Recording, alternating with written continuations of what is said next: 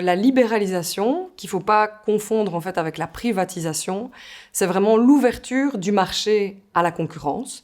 Marché sur lequel peuvent subsister des entreprises publiques, mais qui doivent alors entrer en concurrence avec des entreprises privées. Donc c'est vraiment ça, la libéralisation, c'est l'ouverture à la concurrence, tandis que la privatisation, privatiser un marché, ça veut dire que sur ce marché ne vont fonctionner que des entreprises privées, et donc ça implique un transfert des capitaux du secteur public vers le secteur privé. Alors, ce qu'exige l'Union européenne, c'est vraiment donc cette ouverture à la concurrence, et les États membres ne peuvent pas interdire l'arrivée de ces nouveaux opérateurs privés qui vont concurrencer les entreprises publiques originaires. Et la deuxième chose qu'impose l'Union européenne à tous les États membres depuis fin 2019, c'est vraiment cette ouverture à la concurrence du transport national de passagers.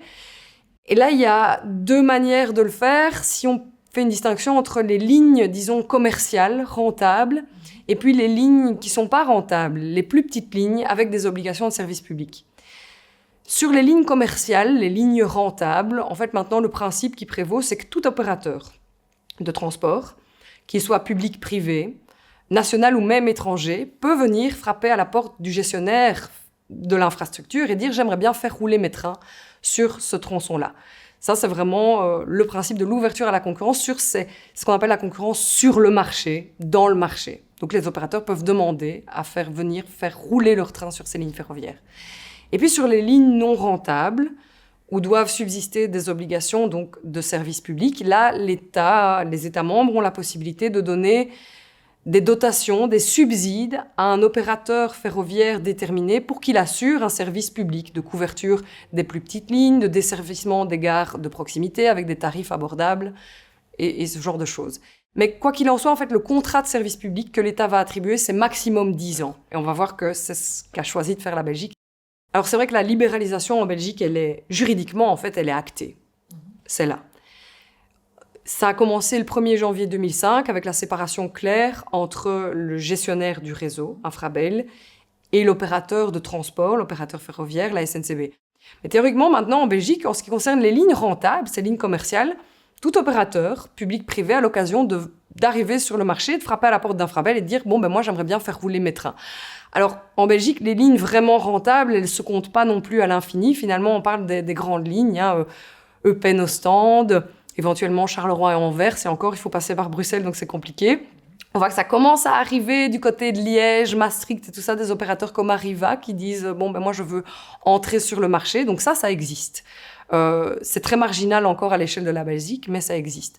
En ce qui concerne vraiment le service public, donc le fait de couvrir les plus petites lignes, les plus petites gares et de fournir un service public à la population, ça, la Belgique a recouru à l'exception que lui permet l'Union européenne et donc a choisi d'attribuer directement le contrat de service public à la SNCB pour 10 ans. Donc il y a un nouveau contrat de gestion qui est entré en vigueur, je pense si je ne me trompe pas, le 1er janvier 2023. Et qui vaut donc pour 10 ans, donc qui arrive à échéance au 31 décembre 2032. Donc il faut retenir 2023-2033. Et alors, là, la question c'est, et quid après 2033 ? Si on veut pouvoir dire, nous on fonctionne avec notre opérateur historique et on le maintient parce que c'est la seule bonne option, la meilleure pour nous, il va falloir avoir de sérieux arguments. Et là, je trouve qu'il faut vraiment prendre cette question à bras-le-corps et se mobiliser. Alors, les conséquences très concrètes de la libéralisation, elles sont assez difficiles à évaluer, dans le sens où il y a des études très sérieuses qui ont été menées dans plein d'États membres, et en fait, les résultats sont contrastés, parce que ça dépend des variables qui sont utilisées, et puis des pays qui sont étudiés. Un pays n'est pas l'autre, le territoire n'est pas le même, la typographie n'est pas le même, la géographie n'est pas la même, la population, la densité n'est pas la même, donc les besoins ne sont pas les mêmes. Mais ceci étant dit, il y a quand même 3 tendances claires qui se dégagent des expériences de libéralisation qui ont été menées dans les pays étrangers, là où ça a été poussé beaucoup plus loin qu'en Belgique. La première, c'est que la libéralisation engendre une fluctuation du prix du billet. Donc, c'est pas nécessairement que les prix vont être meilleurs ou vont être nécessairement beaucoup plus chers, c'est vraiment, ça fluctue. Aux heures de pointe, c'est très cher, et puis en heure creuse, c'est pas très cher. Ça, c'est le prix du billet va fluctuer. La deuxième conséquence claire qu'on peut retirer des expériences étrangères, c'est que les conditions de travail des travailleurs et des travailleuses, elles se détériorent globalement. Il y a une augmentation de la cadence, une augmentation des heures de travail, une diminution des jours de congé, et puis toute cette fameuse flexibilisation des contrats de travail qui font que c'est plus précaire et c'est moins stable qu'avant.